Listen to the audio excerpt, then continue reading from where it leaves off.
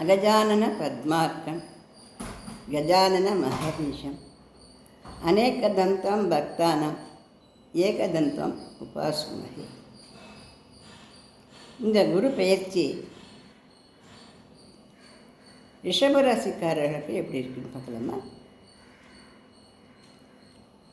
ரிஷபராசிக்காரா அப்படின்னாலே ரொம்ப அன்பும் கருணையும் உழைப்பும் இறை பக்தியும் பிறருக்காக பாடுபடுற சுபாவமும் தன்னலம் இல்லாத இருக்கிறபாலும் ஆவார்.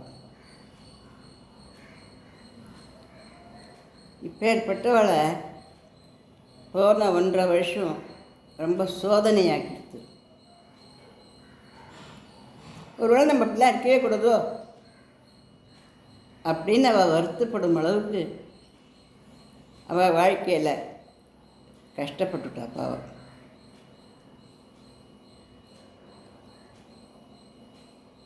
ஒரு விதமான வெறுப்பு ஏற்பட்டு போச்சு. நல்லத்துக்கே காலம் இல்லைன்னா அப்புறம் நல்லது பண்ணணும்னு யாருக்கு முடியும் அப்படின்ற அளவுக்கு ஒரு விரக்தி மாதிரி கூட வந்துடுது. ஆனால் அப்படிலாம் இருக்க வேண்டாம். ஏன்னா இவ ரொம்ப மென்மையான மனசுடையவர்.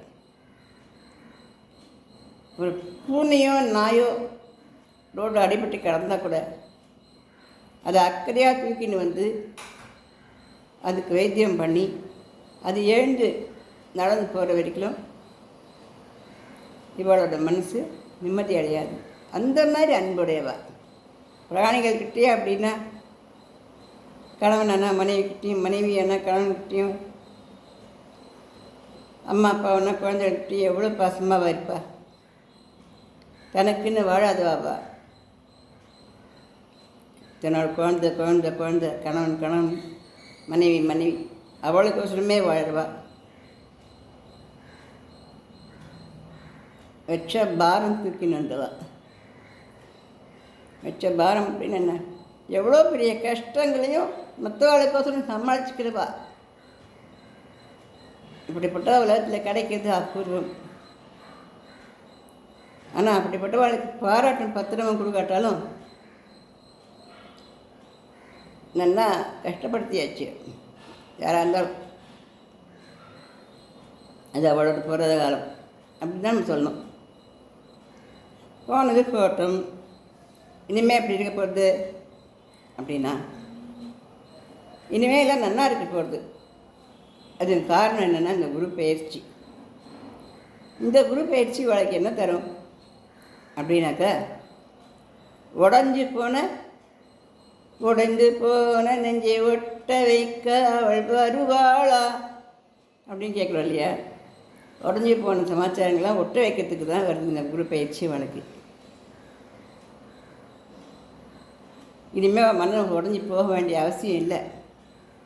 அது எப்படி உடஞ்சி போய்ட்டு எப்படி ஒட்டிக்கும் அப்படிலாம் கேட்டுக்கூடாது. அது அந்த டைம், இது இந்த டைம் அப்படின்னு கொஞ்சம் மனசை சமாதானமாக வச்சுக்கோங்க. சிவராசிக்காரர்களே, உங்களை புரிஞ்சுடுவா, அவங்களை நல்லா புரிஞ்சுப்பா. ஆனால் அவங்கள புரிஞ்சுக்கிறது கொஞ்சம் கஷ்டம்தான். ஏன்னா நீங்கள் எதையும் வெளிப்படையாக தெரிவிக்க மாட்டோங்க. அது காரணம் என்னன்னு, மற்றவாளுக்கு கஷ்டமே கொடுக்கக்கூடாதுங்கிற எண்ணம் தான். எனக்கு இது மாதிரி கஷ்டம் இருக்குன்னு சொன்னால் தானே மற்றவாளுக்கு இந்த கஷ்டத்தை நீக்க தெரியும் இல்லையா? அதுவும் ஒரு காரணம் இருக்குது. அப்படிப்பட்டவங்களுக்கு இப்போது திருமணத்துக்கு இருக்கக்கூடிய பெண்களுக்கு ரொம்ப நல்லா வரன் அமைஞ்சு நல்லா திருமணம் நடக்கும். வேலை தேடின்னு இருக்கிறவளுக்கு வெளிநாட்டில் நல்ல உத்தியோகம் அமையும். வெளிநாட்டு வேலையாக அமையும். நல்ல பெரிய வேலையாக அமையும். படிக்கிற குழந்தைகள் போன வருஷம்லாம் நிறைய படிச்சுட்டுலாம் இருக்க மாட்டாள். வேண்டாத ஃப்ரெண்ட்ஸுகளோடு சேர்ந்துருந்து அவள் ஆட்டம் போட்டிருப்பாள். இந்த வருஷம் பொறுப்பு நல்லா படித்து நல்ல மார்க் எடுப்பாள். அந்த குழந்தை எவ்வளோ நல்லா படிக்கிறான் அப்படின்னு கேட்குற அளவுக்கு நல்லா படிப்பாள். ஒரு சில குழந்தைகள் கோல்டு மெடல் வாங்குற அளவு கூட உச்சத்தை தொடுவாள். அப்படிலாம் நல்ல ஒரு பொற்காலமாக இப்போ இந்த குரு பயிற்சி இந்த ரிஷபராசிக்கு வந்து சேருது.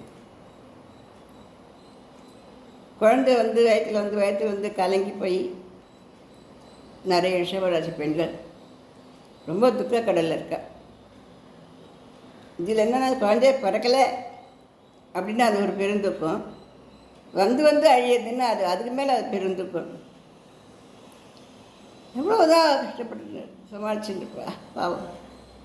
அப்படிப்பட்ட வாழ்க்கை இந்த முறை இந்த ஜூலைக்குள்ளே திருப்பி நல்லபடியாக உண்டாகி நல்லபடியாக குழந்தை பிறந்து நன்னா இருக்கப்படுது. நீண்ட ஆயுளும் ஆரோக்கியமாக எந்த குழந்தைக்கோசரம் ஆசைப்பட்டாலும் அந்த குழந்தை நல்லபடியாக வந்து பிறந்து சந்தோஷத்தை கொடுப்பாரு. ரிஷபராசி பெண்களோ இல்லை பிள்ளைகளோ அவரது அம்மாவுக்கு கொஞ்சம் உடம்பு படுத்தும். ரிஷபராசிக்காரர் என்ன பண்ணணும் அப்படின்னா அவள் அம்மாவை சந்தோஷப்படுத்தணும்.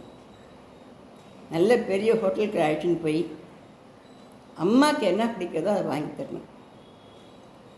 அம்மா என்ன உடை கேட்குறாளோ அந்த உடையை வாங்கி தரணும். ரொம்ப பணமும் காசுமாக இருக்கிறவ அம்மாவுக்கு மோதிரம் பண்ணி போடலாம், அல்லது அம்மாவுக்கு செயின் பண்ணி போடலாம், பட்டுப்புடவை வாங்கி தரலாம்.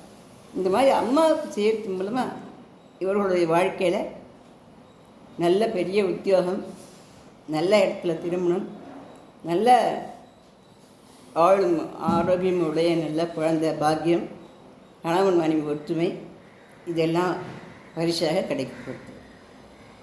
அதனால் இந்த சந்தர்ப்பத்தை பயன்படுத்திட்டு இந்த ரிஷபராசிக்கார அம்மாவை சந்தோஷப்படுத்துங்க, அப்பாவே சந்தோஷப்படுத்துங்க. அது வேண்டான்னு சொல்ல, சந்திரன் வரதுனால அம்மான்னு சொல்லிச்சு. அம்மாவை என்ன சந்தோஷப்படுத்துங்க, உங்களுக்கு சகல சௌபாகியங்களும் கிடைக்க போகிறது. உங்களுடைய மனசில் இருந்த கஷ்டங்கள் அறவே நீங்கி போக போகிறது. சோர்ந்து போய் உட்காந்துக்கிறதோ படுத்துக்கிறதோ பண்ணால் நோயில் போய் விழுந்துடுவாங்க. அதனால தயவு செஞ்சு ரிஷபராசிக்கார உட்காராதுங்க, தயவு செஞ்சு உட்காராதுங்க. ஒரு 10 நிமிஷம் ஓய்வு எடுத்து உட்காந்துக்குங்க, அது வேண்டாம்னு சொல்லலை. அம்மாடான்னு படுக்க போட்டுங்களேன்னா அது படுக்கையாயிடும். அதனால் படுக்காதுங்க, ஏதாவது ஒர்க் பண்ணிகிட்டே இருங்கோ. மனசை வந்து ஓய்வு எடுத்துக்கூடாதுங்க. மனசையும் உடம்புக்கும் தீனி போட்டுட்டே இருங்கோ, நிறைய வேலை போட்டுட்டே இருங்கோ. தயவு செஞ்சு எப்போவுமே உழைப்பாளியாக இருக்கிற நீங்கள் இப்படி ஒரு மனசு சோர்வு வரும், எடுத்து போட்டு படுப்போம் மாடான்னு இனிமேல் என்ன இருக்குது அப்படின்னு ஒரு எண்ணம் வருது இல்லையா? அந்த எண்ணத்துக்கு மட்டும் இடமே கொடுக்காதுங்க. இனிமேல் தான் எல்லாம் நல்லதுமே வரப்போகிறது. அதனால் சுறுசுறுப்பாக இருங்கோ, ஃபாஸ்ட்டாக இருங்கோ. சாப்பிட்ற உணவுகளில் நல்ல சுவையாக, நல்ல வேண்டிய உணவை நல்ல சுவையாக பண்ணி சந்தோஷமாக குடும்பத்தோடு உட்காந்து சந்தோஷமாக சாப்பிடணும். சின்ன குழந்தைகளுக்கெல்லாம் கடலை மிட்டாய் வாங்கி கொடுங்க, கடலை மிட்டாய் அல்லது உடச்ச கடலை உருண்டை. இது சின்ன குழந்தைகளுக்கெல்லாம் வியாழக்கிழமை வாங்கி கொடுங்க. இது நல்லா உங்களுடைய குடும்பம் இன்னும் நல்லா செழிக்கும். பெண்களுக்கு கலராக கண்ணாடி வளையல்கள், தலைக்கு ஹேர் பேண்ட்ஸு, நிறைய பணம் காசு இருந்தால் கொலுசு வளையல், இந்த மாதிரியானதெல்லாம் வாங்கி கொடுங்க. இந்த பெண்களுடைய ஆசீர்வாதமும் முக்கியமாக அம்மாவனுடைய ஆசீர்வாதமும் உங்களை ஜம்னு ஹையாக தூக்கின்னு வந்துட போகிறது. இப்போ இதெல்லாம் நீங்கள் சோர்வாக உட்காந்துங்களோ அத்தனை சோர்வம் ஓடிப்பாச்சு. இனிமேல் சந்தோஷமாக மட்டும்தான் இருக்க போகிறோங்க. நீங்கள் நிச்சயமாக சொல்கிறேன். ஏன்னா அவ்வளோ நல்லா தெரியுது, கிரகங்களுடைய நிலைமைகளாக அவ்வளோ சூப்பராக நல்லா தெரியுது. வீடு, வாகனம், வெளிநாட்டு பயணம், வெளிநாட்டு உத்தியோகம், திருமணம், நல்ல குழந்தை பிறப்பு, பாக்கியம், விவசாயங்களாக நல்ல விவசாயத்தில் நல்ல உயர்வு, வியாபாரம்னா பெரிய லாபங்கள், வேலைன்னா நல்லா உயர்ந்த வேலை, நல்ல சம்பளம், இந்த மாதிரி நல்ல காலங்கள் அப்படிங்கிறது வந்து இந்த குரு பயிற்சினால் உங்களுக்கு ஏற்பட போடுறது. அதனால் மிகவும் சந்தோஷத்தோடு இருங்க. கஷ்டம் சந்தோஷங்கிறது எல்லாருக்கும் வர்றது போது தான். ஆனால் உங்களுடைய கஷ்டம் எப்படி வந்ததுன்னா நீங்கள் பாதி வழியிலே சொல்லலை எதையுமே. அது ஒரு காரணம். ரெண்டாவது, நீங்கள் யாரை ரொம்ப நம்பினீங்களோ அந்த நண்பர்களே கூட உங்களுக்கு வந்து சரியாக நடக்கலை. உங்கள் கிரகத்தினால நம்ம நண்பர்கள் எல்லாம் குறை சொல்ல வேண்டாம். நம்ம கிரகம் அதனால் நடந்து நினச்சிக்குவோம். அதனால் எந்த விஷயமுமே கொஞ்சம் யோஜனை பண்ணியே நீங்கள் செய்யுங்க. எல்லோரும் நல்லவா தான், யாருமே கெட்டவா இல்லை. ஆனால் நம்ம கிரகங்கள் அப்படி இருந்ததுனால அப்படி நடந்தது. வீட்டில் இருக்கக்கூடிய மனைவியோ கணவனோ அவள் சொல்கிறத கேளுங்க. வீட்டில் அம்மா வயசான அப்பா இருந்தால் அவள் சொல்கிறத கேளுங்க.